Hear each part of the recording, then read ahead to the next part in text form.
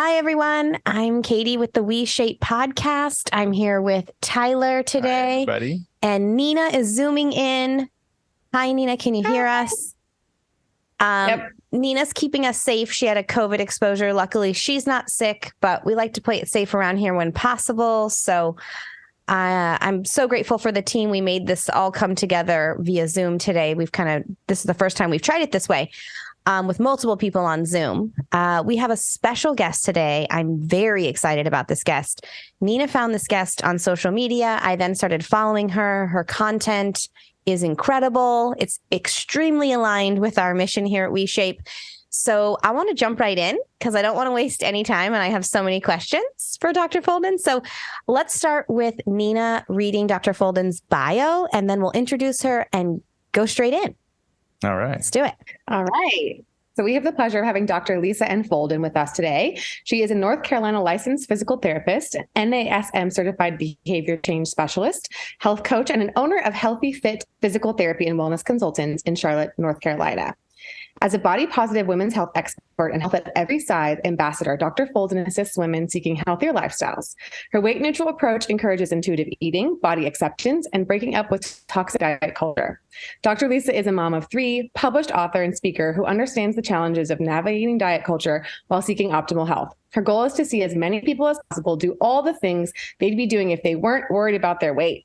A regular contributor to articles on topics related to physical therapy, health, wellness, self-care, motherhood, body image, and fat-friendly healthcare, Dr. Folden has had the distinct honor of being featured in Oprah Magazine, Shape Magazine, Livestrong, Bustle, and several other publications. Additionally, she is a member of the National Association of Black Physical Therapists, the Association of Size and Diversity and Health, the No Women and Alpha Kappa Alpha Sorority Incorporated. Woohoo! That is a wonderful bio. All right. I got chills on that bio.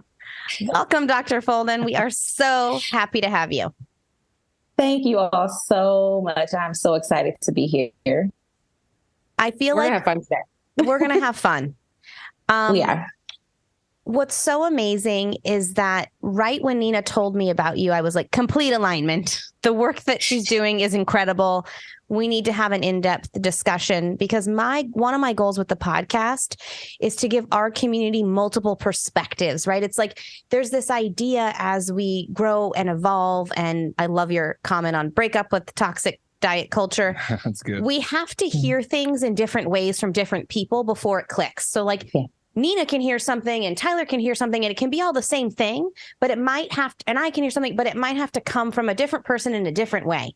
So as many people as I can bring on the podcast that share a mission and share alignment that can talk about these same topics, I know it's positively impacting people in our community. So I think I'm going to start with, I just love the line, like I just said about like empowering people to break up with toxic diet culture. So maybe we'll start there. When I bring up like, oh, We Shape is trying to break toxic weight loss culture, it's not something I can really explain in 1 minute. It's so layered.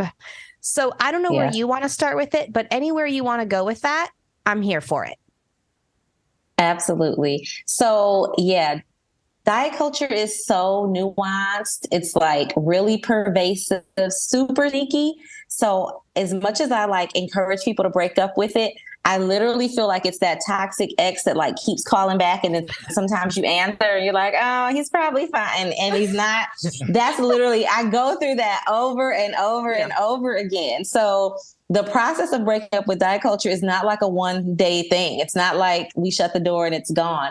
And it's because it's like a part of everything in our lives. It's in our healthcare systems. It's in our relationships with our friends, our relationship with our partners, in the schools with the kids. I recently did a talk to an all-girls school in Washington, D.C. to sort of educate them on a more weight neutral approach as they engage with children, because sometimes people feel very inclined to say toxic things to kids that they think are promoting good health, but really it's more so promoting diet culture and disordered eating and other things. So it's so pervasive and it's so sneaky and it's so hard to tackle that. Yes, you need the reminders all the time. Like I teach this stuff, but I'm still inundated with the information. My social media is curated. I'm taking classes and courses and learning, because there's always another avenue and entry point for diet culture. So it's really, and it's a system, and it's wrapped with all the other isms, right? So it's all the patriarchy in there, it's all the racism in there, it's all the capitalism in there. So this isn't like a one day, like, oh, good, diet culture, I read about it, it's trash, I'm done with it forever. Like, you'll be doing this for a while.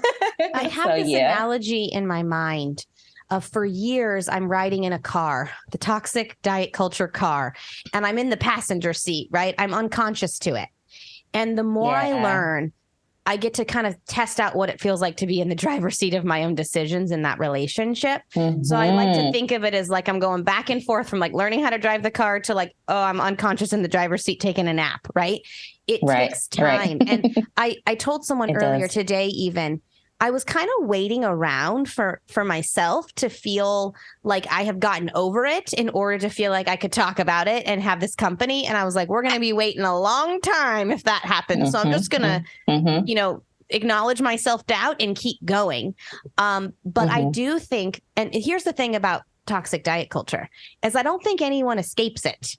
I think that even people who fit the expectation or the mold or the ideal still struggle with things themselves. So that has 100%. Been my experience, is that it's not this, I don't feel like anybody really gets out of it. It's we're just inundated. So I'm going to appreciate this conversation, because the more we can talk about how we are inundated, the more awareness we can have, and it gives us more opportunity to be in that driver's seat. But I got to be honest, though, I like her analogy about the bad boyfriend better than the driver's seat one. That's a good one. Seems more. That was good. It's a good one. It's a good one. Thank you. So, like, where do you even start with that? I mean, if you have someone who's, and they're like, what do you mean? I don't know even about this system. Like, where do you even start, Dr. Folden? Oh, so for each person, it's a little different. I coach people through this. I've been doing some group work, but a lot of my work is individual one-on-one. And I find that it's a little different with everyone. So the best place to start is like your own specific experiences. So I like to get people talking about like their history with their bodies and weight and diet. And really we can start, that's kind of for them where it all blooms. So for most of us, sadly, it's in childhood. My example was, I think, around the age of 11 or 12. I'm sorry, I have an alarm clock that keeps going off for whatever reason. No my example was, I was trying very hard as an 11-year-old to rationalize my body type, because I was seeing something very different on magazines and television screens. And I knew that I didn't match up to that. So as a child, I understood that my body was wrong or different or needed to be changed for some reason. And a lot of people have a similar stories. For some people, it's something that their parent said to them that spurred them to like thinking, oh, I should lose weight. For some people, it's a parent who put them on a diet as a child. So the best way to start to unlearn and to break down is to figure out where you first became a part of that culture. And again, for most people, that's childhood. So we start there. We talk through what it looked like in your household or in your life or your home to experience this understanding of your body and your relationship to it. Where did because when babies are little, right, they're all like round, roly-poly, little chubby things, and we just want to chew their faces. And it's like they're celebrated for being like little chunky butts, right? Like everybody loves a little chunky baby, right? Absolutely. At some point in your life, that flip just switches, and now it's like, thinness, that is the goal. You should not be fat, So if we can go back to that place and start to see where a lot of that negative influence came from, we can start to unlearn it and break it down. And there's a lot of reading. For me, it was reading Health at Every Size, the book by Dr. Lindo Bacon.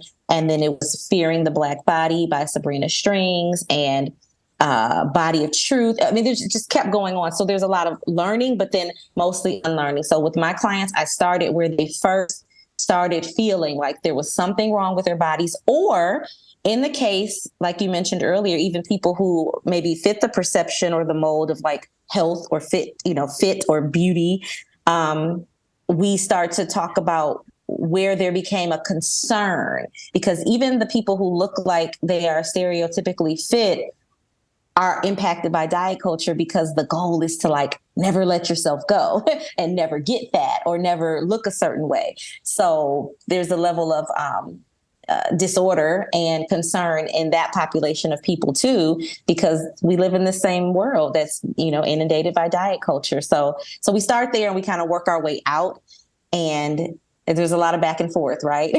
Because Absolutely. It's hard to unlearn the things we've been doing our entire lives. I used to say, I don't argue as much on the internet because I don't have a lot of time, but there are days where I do have time.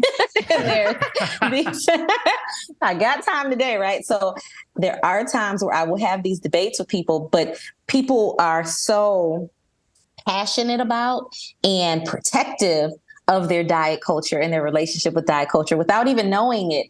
Because when you disrupt that, it makes you have to stop and look at your life like, wait a minute, I've been doing this for 30 years and you're telling me this isn't healthy? What are you talking about? So there's a level of give and take and a little bit of pushback that you get, with this topic. But that's usually where we start and where we go from there. I never thought about it. Oh no, go ahead, Nina. I just say there's a really disturbing connection between diet culture and this like morality factor.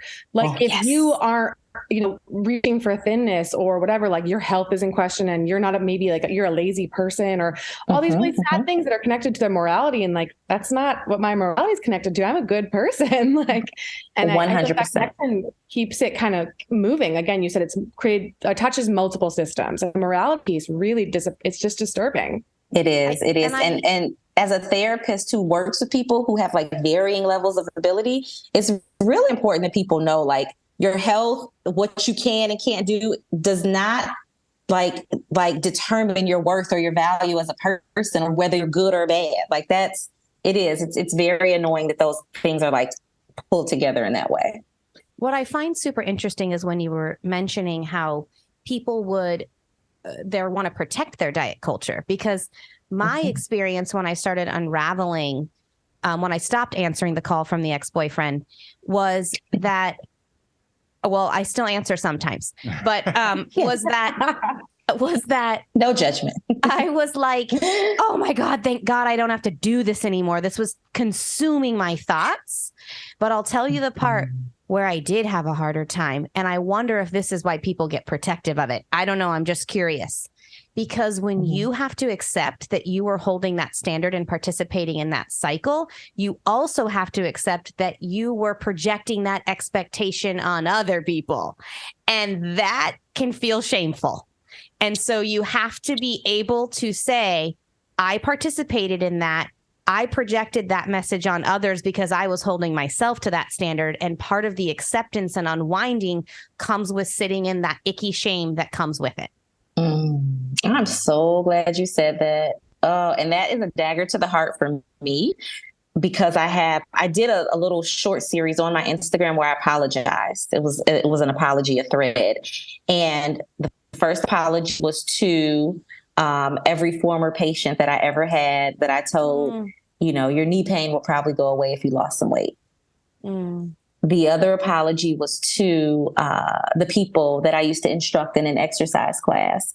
I apologize for never being sensitive enough to the differences in our mobility and offering modifications quickly and not, shaming you to helping you, shaming you instead of helping you to find a modification that worked for you, because I was so intense. And so, I was like a real serious, like go exercise instructor. And the last apology I did was to my mother, who has passed away. And this was a tough one for me because my mom battled diabetes. She battled drug addiction. She was a heavier woman in some regard. And I spent a lot of time really beating her up for not taking better care of her health. Did she make some bad decisions? Of course, she's a human. She raised 6 children and she had some vices, right? But I spent many, many years telling her she needed to do better and, trying to get her to work out and move, and something that, could be healthy and good, right? And increasing your movement and your activity, considering your nutrition. It was a very toxic way of doing it. And I thought that I was helping her. So sitting in that shame, it makes me want to cry again, because you do have to go there and you do have to sit there and you do have to unravel all of that emotion. And for me, there was a lot.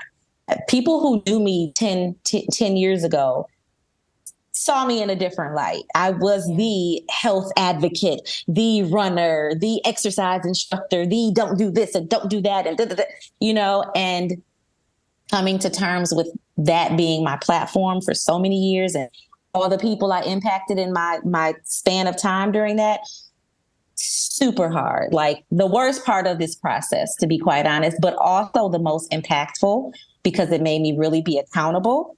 And then it allowed me to give some empathy to people that are still there, because I know what it feels like. I know why you're there. And I get it. I totally get it. So I'm really glad you brought that up. I love this part of the dialogue right now, because I feel like it's so hard for people to look in the mirror and say, oh, like, I was wrong. I did it the wrong way. Yeah. And just like you said, that shame and that guilt that you sit in, you have to go through that, and you have to be willing to offer yourself compassion so you can offer others compassion. Mm-hmm. And then once you're able to do that, you're able to change your belief systems and your mental models so that you can actually move forward in a different way. And it's just a beautiful thing. I love your emphasis on unlearning, because it's so easy to be like, we're going to learn and learn and learn. People get so focused on what they want to learn with their brains, and they don't ever take a moment to say, what is it that I currently believe that's not serving me, that's not serving others? There you go. It's hard to do. It's hard to look at yourself in the mirror and peel those things apart. So kudos. I mean, I agree. Anytime you go through anytime you open your mind to a new set of belief systems, you do have to shed the old ones. And part of that process is shedding those parts. You're doing it because you're recognizing something isn't serving you. And usually when something isn't serving you anymore, shame is associated with it. And so I think if we can offer ourselves radical acceptance in that process as well, that we all are just doing the best that we know how to do in this moment, and giving ourselves a level of acceptance so that the acceptance can sort of bathe the shame a little bit. It's a necessary process for the growth. We don't really get out of that, I don't think. Do you know what I mean? It's kind of like, I feel like I actually felt like I realized that when I've had conversations with you about sexism and toxic weight loss culture, because I felt like this justice side of me that I really had to explain to you, this very fit white man, that like, you don't get it. And I started realizing that we weren't getting anywhere, because my need to come at you with my argument, because I was right. I knew that you were part of this problem, was clouding your ability to get vulnerable with me. And the shame was taking over, and then you would just go to defensiveness. So also, as the person who is trying to create change, I have to also then be mindful of how I'm communicating it to the people who are still part of that system. So when I started having conversations with you and getting more vulnerable and less justicey, that's not a word, but just a little bit more like, listen to how this culture impacted me as a female. Listen to what I'm worried about for our two daughters. Hear my pain. Then your acceptance of my pain outweighed your shame. Yeah. And then it brought down the defensives, and then we could have a meaningful conversation. It didn't become you against me, female against male. It became you going, oh my God, I'm so sorry that I was participating in that. Yeah. It's very complicated. I love that. It's very messy, but it's necessary. These are the things that we have to address if we're all going to come together. This is not you against me, right? This is how do we offer each other acceptance in the cycles and the culture that we participated in, so that we can come together and create a new way. Yeah. I love that. That's like not fighting fire with fire, right? That's recognizing that water, might actually get the fire out, as opposed to just more fire. And I agree, because diet culture is very shameful. That a lot of the the impetus for continuing in the cycle of diet culture is very shame based. You ate that. Now you have to do this. Oh, you were off your points today. So when we try to come and teach people the anti-diet perspective, the health at every size perspective, the other side of it, we can't come in with shame, shame, shame, shame, shame, because they're already getting that.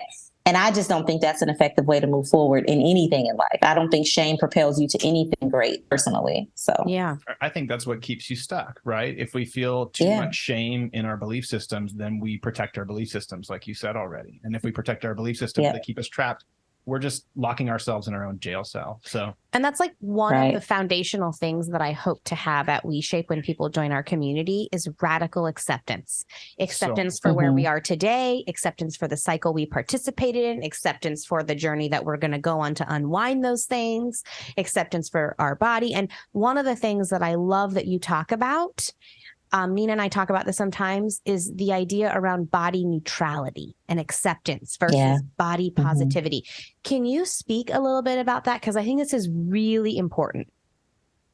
Yeah, that, and body positivity, for everything that it's worth, it's a wonderful movement, and it was originally started by fat activists. It was not so much about everybody just accepting their body, which is important, but it was really about people understanding that there's nothing wrong with being in a large body and being more positive about that. But, like everything that comes in with great intentions, diet culture or something takes it over. And so it's been very watered down, and it has turned into this almost toxic positivity, if you will. And it's also turned into, people who did not start the movement kind of taking claim to the movement and just watering it down and very much not making it as effective. So, as much as I believe in having a positive body image, I really prefer to start most people with neutrality. And I think that's a great place to start or stay.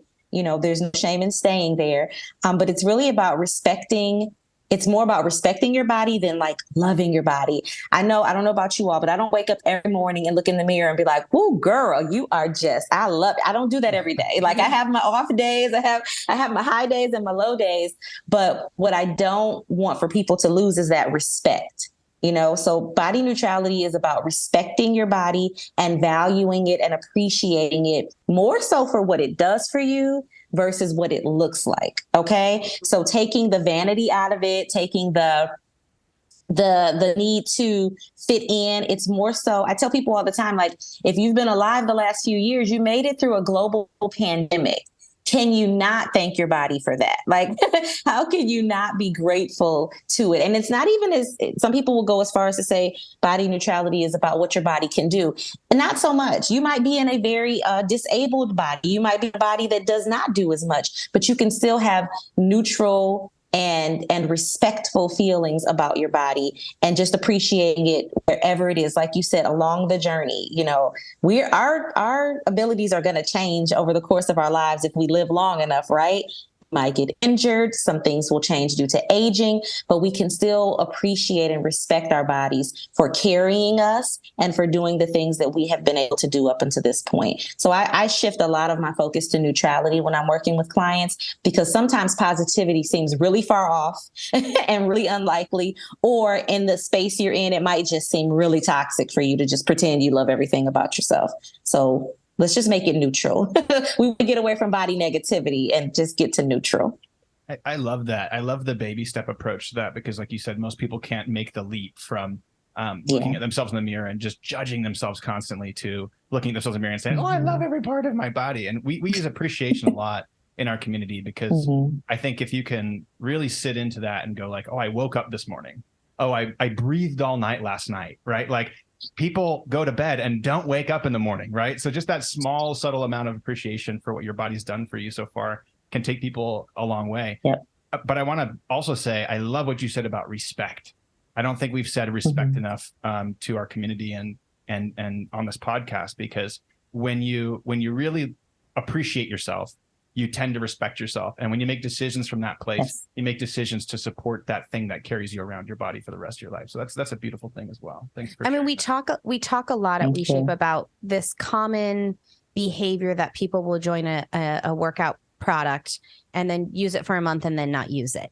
And I have a hypothesis that part of that reason of curiosity, if that's because we don't maybe have alignment in our intention, right? When we are showing up to do something based on a projection of a societal expectation, like body image or weight or pant size or this or that, that doesn't take us very far. It's like kind of what you said. I like this word respect, right? It's kind of like when you really respect somebody, you act so differently than when you're acting from a place of like self-hatred, right? If you don't like something about yourself and you're trying to change it versus if you respect something about yourself and you're trying to care for it, completely different intentions. And I would argue completely different outcomes. So it's not surprising to me that this is our cycle, right? Because oftentimes historically have been all of us, many of us, subject to this culture. And this culture is pointing us in the direction of do that workout product for this. And so it's not surprising at all that we do it for a couple of months. We're not doing it out of respect for self.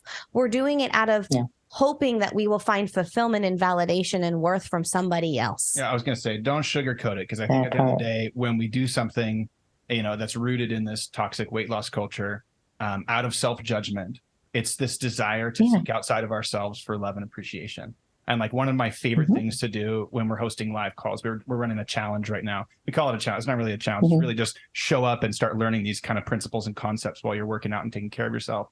But my favorite thing to do is listen to somebody talk about, well, and I'm on the way, and I'm on the way, and I'm on the way. And I just have to pause everybody. And I get to look at them in the eyes and say, you don't have to do anything to feel loved and appreciated, right? You deserve that right now. And it's so hard for people to do that. Why is it so hard for people to just love and appreciate themselves?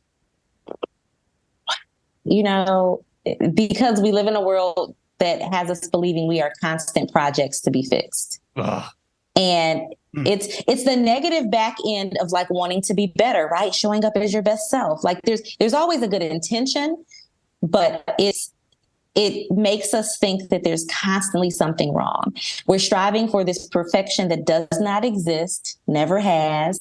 And because of it, people can't see their progress. And to your point about the cycle, with the dieting, when we're motivated by body size, let's just be very clear. And this is why, I don't argue as much with people, but I will argue with like the perpetrators of diet culture sometimes, because these marketers are smart. They are geniuses, okay?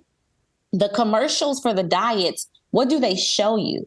They show you a person in a large body, sad, down, depressed, not living their best life. And they show the disappearance of fat. And now this person is happy. They're in love. They're successful. And we literally internalize that and believe that if I can just get this weight off, I can live my best life. And that's why my whole focus is helping people understand you can live your best life in whatever body you have today. The changes that people make to achieve success, to find love, to find fulfillment, to be happy, are all internal. It has nothing to do with the body. It has nothing to do with that protein shake, has nothing to do with the workout. I mean, you get some good endorphins from it or whatnot, but those are not the primary catalysts for change. It's all within. And so it infuriates me when I see people believing and falling into the trap that if I just lose this weight, I will feel so much better. If I just lose this weight, I can get that job. So I spend a lot of time encouraging people like, it's not the weight, honey. It's here. It's here. We just have to work on that. Once you get to that space, whatever your body does as a result, you can be at peace with, because you're living the life that you want to live now. I love that. And, I don't know how much know about our story, Dr. Folden, but Tyler and I used to run can I just come out and say, I spent the better part of a decade and a half perpetuating this cycle. And I wasn't someone who was fit as a kid. I was overweight. So I was kind of, told you're fat and shamed and felt really, bad about that. And lucky for me, I had a big enough chip on my shoulder of insecurity that it swung me the other direction. And then everybody praises it. That's the hardest part about this. I think that people don't realize is when you start to quote unquote succeed in it, you get praised, and that makes you want to perpetuate the cycle even more until you have a couple of daughters and you start realizing, oh crap, am I going to keep pushing this agenda that makes people feel crappy about themselves as a method for getting them to take action towards change. And it's difficult, like I said, to look in the mirror and feel the shame and feel the guilt and make a different decision. But it was such an important decision in my life. And I'm grateful for Katie for putting this in front of my eyes, and for my little girls for just letting me see it in front of my eyes and just being able to say, whoa, we got to do this a different way. And I love what you said about these marketers, because I was one of those marketers. And, you know, I think about our old testimonial footage was all about that, about changing your body. And I think about the footage that we have now. And it's like, I love myself finally for the first time. I feel so good in my body. I appreciate myself. And it's like such a beautiful thing. Nothing actually changed for the most part, except for, like you said, in their mind, right? In their mind, in their heart. So I just have to say two things. One is that shame could have gotten in the way and we wouldn't be where we are today. Yeah. So I appreciate you acknowledging that approach wasn't going to serve the greater good. And then two, I just want to share with everybody, I've seen thousands of people, more than thousands of people, buy our products and still feel like shit. So in the past. And so you don't have to waste after achieving the outcome. Yes. After achieving the outcome they were after. So you don't, that was part of the reason I kept going, I'm selling this. This is supposed to be doing good. I'm not seeing the good. I'm selling this. This is supposed to be doing good. I'm not seeing the good. And after years of that, I just went, the approach is wrong. We have to look at this. This is not the outcome I was hoping for. But from the outside in, everyone was like, look at you. You've built a successful fitness company. You have everything you want in your life. You're this, you're that. And I was like, I feel dead inside. Like it's not serving me. This is actually crushing my soul because I don't really feel like I'm helping people. I'm helping people for like 2 weeks and it's like a fake fulfillment. And so, but I do have a lot of gratitude for all of the incredible challenging times that you and I personally had to go through to get to the space we are today. I have a ton of gratitude for the team that we have here because it was rocky to go from what we were doing to a completely different mission with the unknown. The team was on board. The minute I came in, they were like, let's do it. But it's such an unknown territory. We're still in the unknown. But I think it's just important to recognize and share with the people who are listening that all of us here on this call have had a significant amount of experience with that way. And what we're telling you is that way is not going to give you what you think it's going to give you. Oh God, that's so important. I just have to echo this because like I am not preyed upon as much as you guys are in this, even though I still felt the effects of it. But like it is pervasive in our society. And earlier you said something powerful. You said it runs deeper than just diet and body image. It runs into capitalism and all these other things as well. And like, it's just like we chase so much outside of ourselves to feel valued, to feel loved. And I have chased it all. Sex, drugs, rock and roll, fame, money, achievement, body all image. of it. And it doesn't work. It's never going to get you anywhere. You have to go inside and figure out how to handle that from within. So I do have videos of Tyler though in the rock star era. If anyone wants to see those. Oh, that'd be great. Anyway, I just appreciate you bringing that up because I do think that the truth has to be exposed, right? Yeah. And the truth is that those are not the ways to fulfillment. So I love that you start with everything on the inside and the neutrality approach, because I think it's a phenomenal starting spot in terms of like, okay, I'm going to pause here and I'm going to start the unwinding of the messiness. Exactly. And can I just add, this has been a very emotional journey for me. And I think most people that take this road, they like sitting in the shame and the learning, it can be very emotional. But, for those of us that are just more, more straightforward in our approaches and don't want to eat up the emotional piece of it. There's like statistics, there's research. So this isn't based on like, oh, I just feel much better this way. There's like real research and data to prove that diets don't work. I'm talking a 97% and up like fail rate. Okay. Nothing in science is considered successful if it fails at a rate of 97%. Okay. There's statistics and information to show, just like you said, when you get the weight loss, it's not the life you dreamed of. The suicide rate for people following like a weight loss surgery goes up at least 30%. Oh my God. So it's not just the feelings on the inside and this mindset shift. There's like documented data, and it's research, spoiler alert, research that's not supported by the diet industry because they're not paying into it to get the numbers and results they want.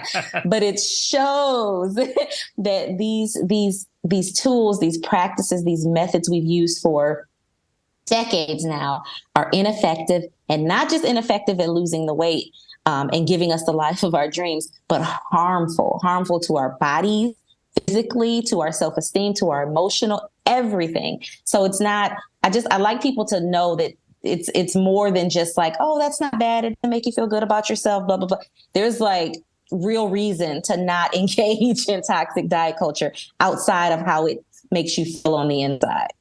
I feel like there's a dark night of the soul moment there to some extent, though, where like you're kind of examining these beliefs, or maybe you're pursuing them still. And if you have so much space between where you're at and where you think you want to go, there's a lot of hope, right? That is going to bring you happiness. As you get closer to where you think you wanted to be, or you hit it, or you go beyond it, that hope a little bit disappears. And you have this moment going like, what was the point of all this in the first place? What am I doing it for? What am I doing this for? Why am I propagating this? Why am I doing this on myself? And it takes a lot of courage to go down that road and say, oh, wait, it was all wrong. Right. And what I really need to do is appreciate myself and respect myself, regardless of anything outside of myself. Right. And anyway, I just wanted to mention that I think that with people with so much distance between where they're at and where they think they want to go, there's that hope there. But like, just it doesn't matter how close you get. It's never going to work. I want people to really hear that it will not work. And sometimes, like for me, it's the carrot. It's the carrot. Yeah. If I had told myself that, though, some people just need to see it, right? I would have told my younger self would have told my older self, like, screw you, dude. I'm still doing it. Shut up. Yeah, exactly. So sometimes you got to just do it, right? But I don't know. I just think it's important for people to understand that. Well, one of the things I was really hoping to do today, and forgive me, I don't want to put you on the spot, but and you can say, I want to come back to that if that feels better for you, Dr. Folden. But here we are. We're talking to somebody. We are relatively new in this space, right? I know I have this mission. I know that this way is the way that can really support and help people in their journey. But I also want to feel like I have an opportunity to continuously get educated myself. So we're here on the We Shape podcast. You're doing incredible work. I've watched a lot of your social media and your content. And I just would love to know, like, you're on this platform with us today. Is there something that is really burning in your mind or in your heart that you're like, I would love to be able to share this concept, this idea, this notion, this belief? Is there something that you're a message that you would like to send to all the people who are listening to this podcast? That's a great question. A lot of it, I feel like a lot of it we have covered, but I think one of the biggest things that I see when I'm working with my clients is this again, the false belief that this change in my body is going to change my whole life, but also just this feeling of like never being enough. It's like we're never, ever there. Even in my personal story, I'll just share briefly, that really spurred me away from diet culture. After I had my third child, 3 whole miracles, right? Worried about my body. But after I had my third child, I nursed him. And then when he was done nursing, about 15 months, I started gaining weight. And I literally went bananas. I was like, oh my gosh. I was in the process of creating a weight loss program and I was going to record videos and I'm like, no one's going to take me seriously. My body is my business card. Right. So I went hard. I joined a very popular diet culture platform and I started working out 7 days a week. I started eating all of my food from small containers. And within about 4 or 5 months, I lost about 20 pounds. I had my stomach kind of flat again, which is a lot for moms. And I was getting all the compliments and all of the accolades. I was literally being praised for this change. And A few months in, I was like, okay, this is a little bit exhausting. Working out every day is pushing it, right? 7 days a week is pushing it. So I decreased my workouts 5 days a week, and I stopped eating from the containers, but just started kind of eating from a small plate and just being mindful, right? And watching my portions. And within 3 months, I gained back every pound I lost plus 5 more. I was defeated. I was depleted. I was disappointed. I didn't understand how I could work so hard and not just give up, right? Because I would have accepted that if I just gave up and walked away and stopped, exercising, because that's what you expect. But I didn't stop. I kept up a pretty strenuous workout schedule for a wife, a mother of 3, and a business owner, but I was still not able to achieve the goal. And that's what sent me. That's how I stumbled upon Health at Every Size in this whole process. And it made me shift my entire thinking. But the problem is, so many of us view ourselves as a continuous project that we have to keep working on being better, different, striving for perfection. Like you said, I'm on my way. And it's like, I just like to tell people, you're enough. Like, you're already good enough. You're already smart enough. Anything that you do extra is just extra. You are already a whole person. You're already a good person. Anybody who's working on self-improvement, most of them, have a desire for, to be better, to make the world better. You're already better. And there's nothing wrong with adding to that. But when we get to the point, I'm a recovering perfectionist. When we get to the point of this is constant, it's the same as the diet cycle. It's constant. It's just like me working out every single day, 7 days a week, for 6 months. It can be passionate. It can be, great discipline. But really, if it's not serving you, I look back at pictures of myself then, and I've always had kind of dark circles under my eyes. Thank you, genetics. But they were sunken in and they were deep. And my smile was not as bright, but my waist was this big, right? And so the shift in the importance and the focus from what I looked like on the outside, what I projected, what people saw and praised me for, because I like being affirmed, right? It didn't even match up with what I was feeling on the inside. So I think if we can get people to understand that you're already enough and everything else is just extra, it's just an add-on, just a benefit, just a perk, that you're never not enough. You don't have to do this. You don't have to work out every single day. You don't have to be on this particular workout platform. You can miss your 3 servings of vegetables sometimes. You don't have to be this perfect vision of health or what people perceive as health to be a good and valuable and worthy and awesome person. So that's probably my biggest message to everybody, all my clients, all my friends, my children. I have 2 daughters and a son. I want people to know that all this stuff you're doing is beautiful. It's great. I love the higher degrees, the trainings, the educations, the class, but you're already enough. You're already enough. It's so important. Can I share just a quick story from years ago? So I did this meditation 5 years ago, and it was kind of designed to remove these conscious blocks and then give you kind of a message from that deep subconscious mind, right? And so, the visualization at the end of this meditation is you open this treasure chest, and inside is this envelope. And you open this envelope and you pull it out. What does it say? And I read the front of it, and it says, become better. And at this point in my life, I'm pushing so hard through insecurity, right? Just to do everything and everything. And I just felt so I got the wind knocked out of me when I read become better. But then I flipped it over and it said, you are enough on the backside of the paper. And I realized in that moment, what a beautiful dichotomy to be able to hold. Is not trying to become better because we feel incomplete or insecure, but becoming better from a place of already feeling like we're enough right now. And that's my litmus test for when I'm doing something. Am I doing this because I'm trying to receive something from outside of myself?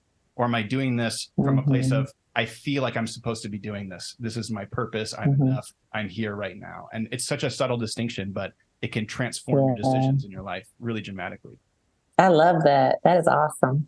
Love that. I've been laughing lately when people join WeShape. I'm like, surprise! It's not just a workout program. It's not just a workout. Yeah, it never was, and it never. What did I get myself into? I love it. Dr. Folden, do you want to say something, Nina? I have a really quick question, and this is a question that I look at you as I look at you as such a inspiration, and you are a wealth of knowledge. And I personally am on like an intuitive eating journey, right? And some swings, like when I first was like, I'm not going to diet anymore. This is like not working, right? I've gained more back every time than I've lost, whatever. Because I do believe the diets don't work today. Like my body is going to want to be how she is. Like that's okay. And I realized something, which is that like I am having a really hard time trusting myself. And like I imagine that has happened with some of your clientele. And I'm like, how do you kind of help someone? Like I think especially as someone who identifies as female, like trusting yourself is such a hard part of this process, because it's like the outside world telling you diet culture is the way, you got to do this, you got to do that. You're like, okay, that's the information, they're the experts. And like how do people kind of cultivate that? And I know we are kind of coming up on time here, so I'm sorry for this big question at the end. You're fine. We have some time. We can keep going. I'm curious about. Yeah, we're good. So yes, and I've experienced that personally when I was starting my intuitive eating journey. And the most challenging part was watching myself gain weight while being an intuitive eater.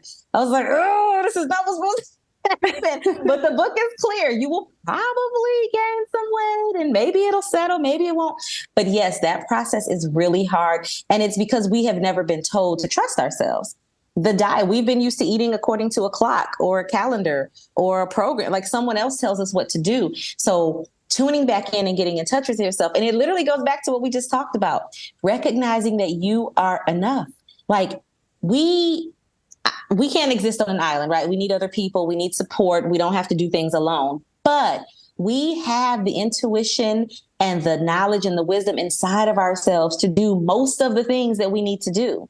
And once we remember that, realize that, and learn to tap back into that, I mean, our opportunities are limitless. So it's a practice, right? You don't get it right the first day. I did not trust myself to make good decisions. The first 2 weeks of intuitive eating, I was just having quite a bit of dessert. I was just like, oh, I haven't allowed myself to have cookies. I'm about to have cookies and it wasn't even conscious. It was like, oh, that cookie was good. Let me get another one. Yeah. But it's because I was still in the mindset of like feast or famine, right? Eventually, I'm not going to be able to have these. But that's not true. So it has to normalize. It takes time. It's not a one-day process, but you go through it. And what you do is you remove the judgment. That's the key with intuitive eating. You're going to have days where you undereat, overeat, don't, have as many vegetables. Remove the judgment and look at all of this. I just told a patient before I got on the call with you, this is just neutral data. We're collecting data.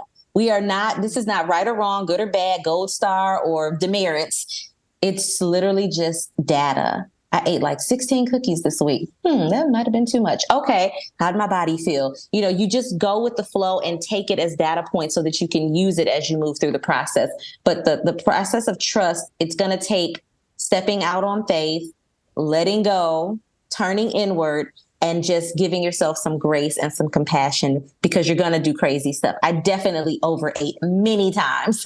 And I still sometimes do, getting really excited about a meal in front of me. But the difference now is I don't pass judgment on myself for it. I'm certainly not participating in disordered, eating behaviors anymore. And I'm not doing an extra 30 minutes on the treadmill to make up for it anymore. I'm just accepting that, oh yeah, I went a little hard that day. Maybe I didn't feel great, or maybe I just didn't need that much.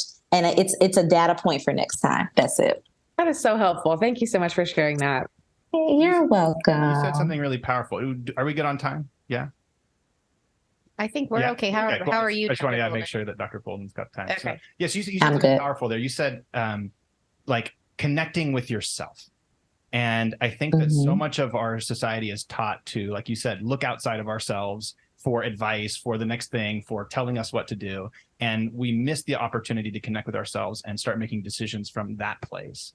And a lot of what we do at WeShape is, we teach people movement. I hate the word exercise. I love the word movement, because what I really want is people to connect with their bodies, feel what it's like to move their bodies the way it's supposed to, so that all of a sudden they start feeling better in their bodies, and then coming to their workouts from that place, self-care, right? Rather than self-judgment. And I'm curious, as someone who owns a physical therapy practice, I'm sure you see so many people come in who have, just aches, pains, injuries, postural deficiencies, et cetera.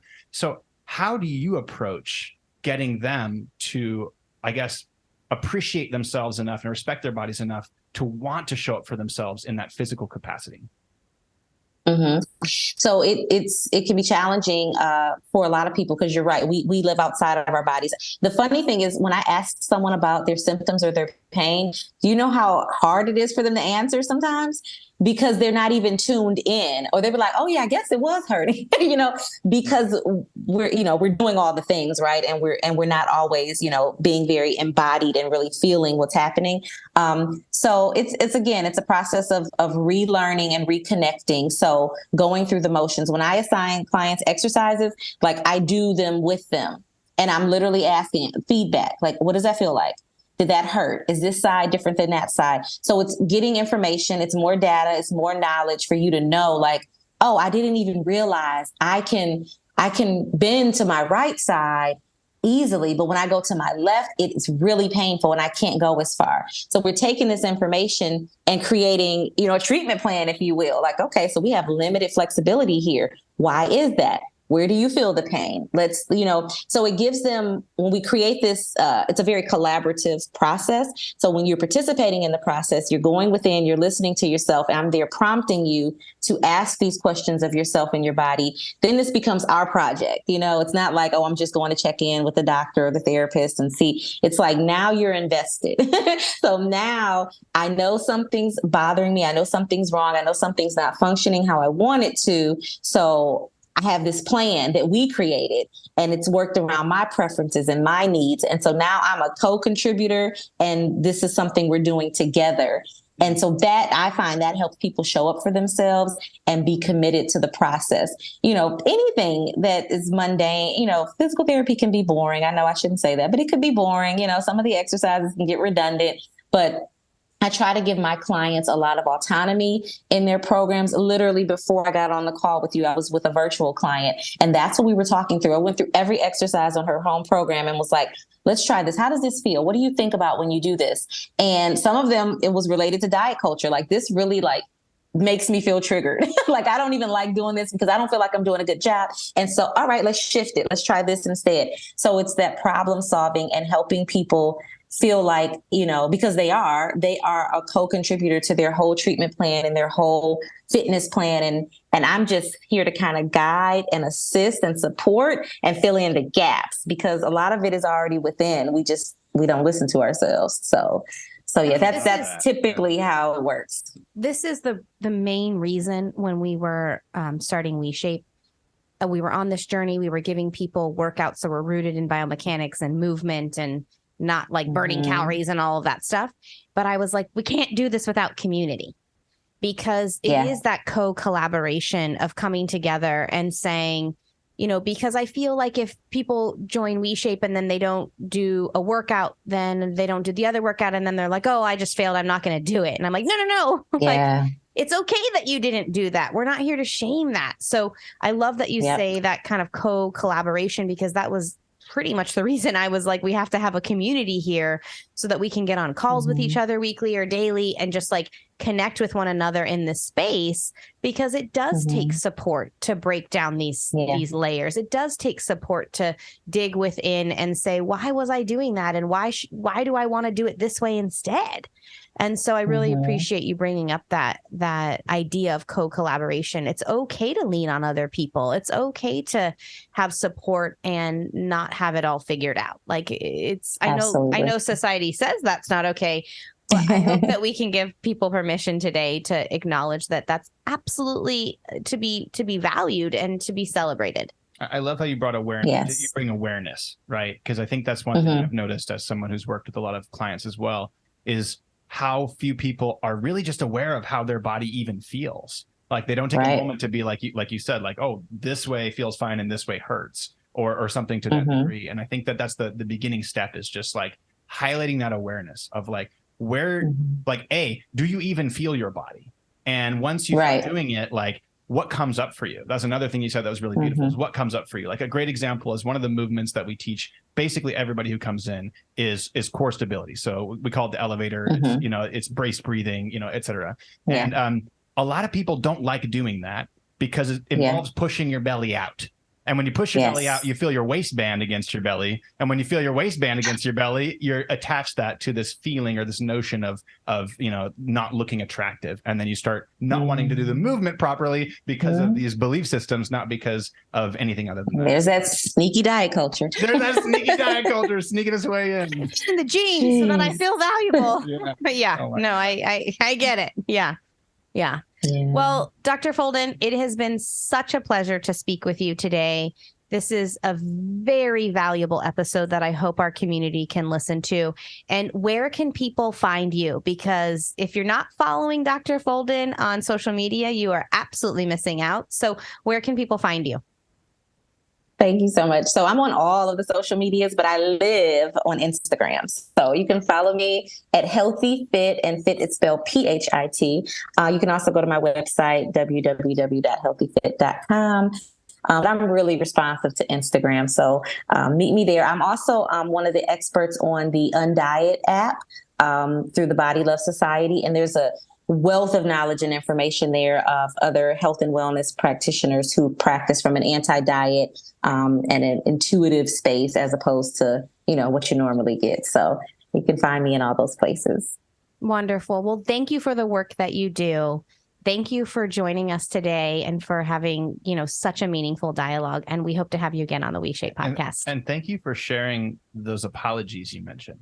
I really thought that was one of the most beautiful things in this conversation, because that gives other people permission to sit in that shame and that guilt and just say, I'm sorry, and give themselves a little grace and compassion, which is so important. So thank you. Thank you. Thank you. I appreciate you. And I love what you're doing as well. Thank you. Thank you, Dr. Folden. Take care.